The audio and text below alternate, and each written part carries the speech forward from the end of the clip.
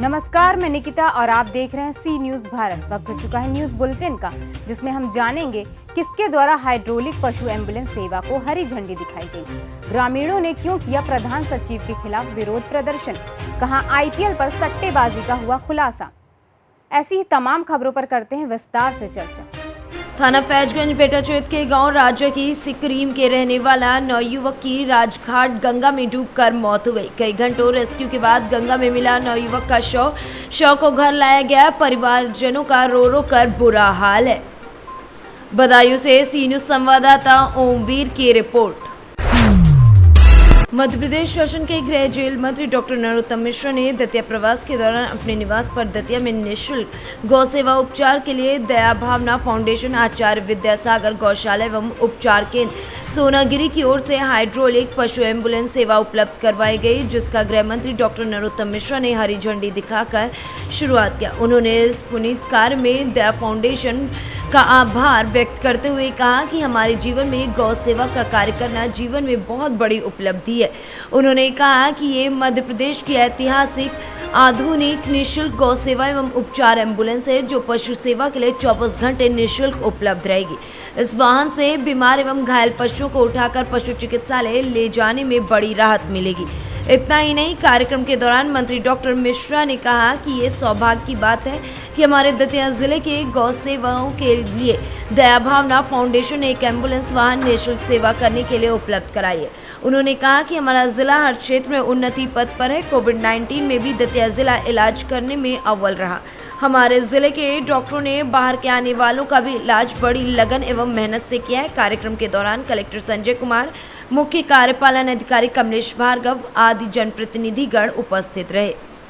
दतिया से सी न्यूज संवाददाता नितिन दांत्रे की रिपोर्ट।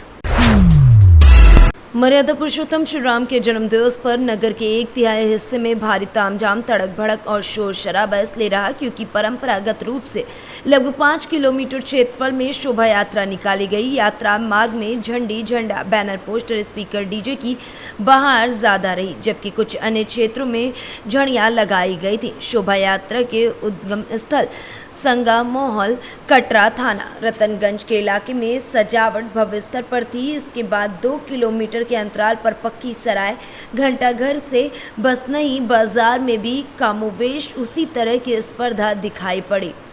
वहीं पिछले साल की अपेक्षा इस बार के जोशो खरोश के पीछे नवंबर में होने वाले नगरपालिका चुनाव की भी महक आ रही थी। अध्यक्ष पद से लेकर सभासद तक के संभावित प्रत्याशी अपने अपने ढंग से सजावट और उसकी वीडियोग्राफी कर भाजपा नेतृत्व के समक्ष दावेदारी का सबूत भी जुटा रहे थे, ताकि वे कह सकें कि वे सच्चे राम भक्त हैं। चुनाव के नज़दीकी के पूर्व हर साल भव्यता सिर चढ़कर बोलता है। वर्ष 2014 जैसी भव्यता तो दोबारा नहीं दिखी, लेकिन इस बार 2021 से अधिक भव्यता रही। बता दें कि शोभा यात्रा की शोभा बढ़ाने में बड़े उम्र से अधिकतम 25 नेता अधिक सक्रिय रहे। इसमें सर्वाधिक मेहनत विहीप के आग के गोले जैसा भाषण देने वाले मनोज श्रीवास्तव शुरू से फॉर्म में रहे। कई बैठकें और प्रेस ब्रीफिंग भी उनके द्वारा की गई। ये अपना परिचय बताएं। मनोज श्रीवास्तव, प्रदेश कार्य समिति सदस्य, भारतीय जनता पार्टी उत्तर प्रदेश। ये बताया कि आज रामनवमी है, इस पर आप क्या संदेश देना चाहेंगे, किस तरीके मनाया जाएगा?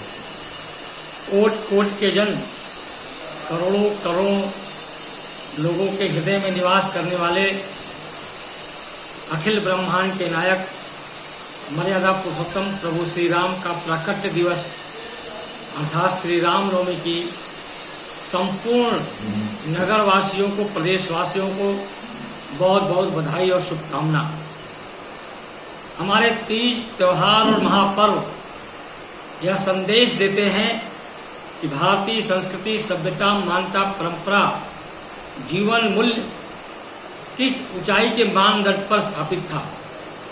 मर्यादा पुरुषोत्तम प्रभु श्री राम ने इसी समाज के उच्च मानदंड को स्थापित करने के लिए अपना सर्वस्व न्यौछावर कर दिया। 14 वर्ष वनवास के माध्यम से अयोध्या से चित्रकूट, दंडकारण्य, पंपास और रामेश्वरम तक की यात्रा किए।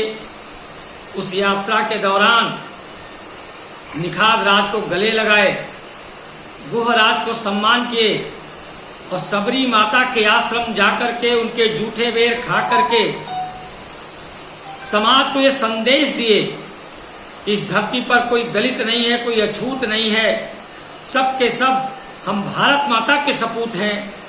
यहाँ पे कोई जातिवाद नहीं है। यहाँ पे एक राजकुमार एक भिल्ली के घर जाकर के उसके जूठे बेर खा सकता है।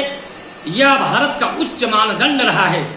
आज जो स्वार्थी तत्व भारत माता की छाती पर जातिवाद का छुरा घोंप करके भारत माता के अंग को काट करके अपनी राजनीति की दुकान चलाने का दुस्साहस कर रहे हैं, भगवान श्री राम का ये प्राकट्य दिवस से प्रेरणा लें और जातिवाद का जहरीला नाग जो भारत माता की छाती पर कुंडली मार कर बैठा है उसे राष्ट्रवाद के पिटारे में बंद करने का प्रयास करें।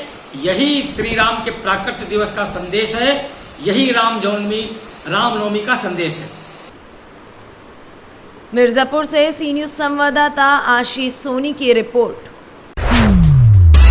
नालों की सफाई न होने के कारण ग्रामीणों ने प्रधान सचिव के खिलाफ विरोध प्रदर्शन किया। जिम्मेदारों की लापरवाही के कारण स्वच्छ भारत मिशन योजना को लगाया जा रहा है पलिता। उत्तर प्रदेश सरकार द्वारा स्वच्छ भारत मिशन योजना के अंतर्गत गांव को साफ सुथरा बनाने के लिए काफी प्रयास किए जा रहे हैं, लेकिन कुछ जिम्मेदार अधिकारियों की लापरवाही के कारण संभल विकासखंड रजपुरा क्षेत्र के गाँव हरफरी में नालों की सफाई न होने की वजह से एक ही स्थान पर गंदा पानी भरा हुआ है, सड़कों पर पानी बह रहा है। ग्रामीणों ने जानकारी देते हुए बताया कि गांव में सफाई कर्मचारी 7-8 महीने से सफाई करने नहीं आ रहे हैं, जिसकी वजह से गांव में नालों में गंदगी फैली हुई है और सड़कों पर पानी भी आ गया है। जब इस संबंध में सफाई करवाने को लेकर प्रधान से बात की गई तो उन्होंने कहा कि सफाई कर्मचारी मेरी नहीं सुनते हैं। संभल से सी न्यूज संवाददाता जगतपाल सिंह की रिपोर्ट। संभल में आईपीएल पर सट्टेबाजी का एक बार फिर खुलासा हुआ है। पुलिस ने घर में सट्टेबाजी करते 5 आरोपियों को कैश रजिस्टर, पर्ची, मोबाइल समेत गिरफ्तार किया। मुख्य आरोपी इस दौरान फरार होने में कामयाब रहा। पूरा मामला नखासा कोतवाली के मोहल्ला दीपसराय का है, जहां जहांगीर के घर में छापा मारकर पुलिस ने जहांगीर समेत 5 सटेरियों को गिरफ्तार किया। मौके से 17,000 कैश, 23 मोबाइल, 1 कैलकुलेटर, सट्टे का रजिस्टर और पर्ची बरामद की गई है। वहीं मुख्य आरोपी हाफिज उर्फ मुन्ना पुत्र हिफाजुर रहमान इस दौरान पुलिस को चकमा देकर फरार होने में कामयाब रहा। एसपी चक्रेश मिश्रा ने पुलिस के गुड वर्क का खुलासा करते हुए बताया कि सटोरियों के खिलाफ गैंगस्टर की कार्रवाई भी की जाएगी। थाना नखासा के अंतर्गत आईपीएल पर सट्टा लगाने वाले एक गिरोह को गिरफ्तार किया गया है। इसके 5 सदस्य शाहबेद, जहांगीर, हिलाल, फरार और जफर हैं। ये सभी दीपासराय थाना नखासा के रहने वाले हैं। इनके पास से कुल 23 मोबाइल, कुछ कैलकुलेटर व लैपटॉप और साथ में 17,000 रुपए नकद बरामद किया गया है। इन लोगों के द्वारा पूछताछ में बताया गया कि ये ऑनलाइन पेटीएम और अन्य एप्स की मदद से सट्टा लगाते थे और इसका कारोबार चलाते थे। इनके पूरे मॉडस ऑपरेंडी का अध्ययन किया जा रहा है। इनको गिरफ्तार करके माननीय न्यायालय भेजा जा रहा है। आगे इनके विरुद्ध गैंगस्टर एक्ट के अंतर्गत कार्रवाई की जाएगी। संभल से सी न्यूज संवाददाता जगतपाल सिंह की रिपोर्ट। फिलहाल के लिए न्यूज बुलेटिन में बस इतना ही। देश और दुनिया की तमाम खबरों के लिए देखते रहिए सी न्यूज भारत।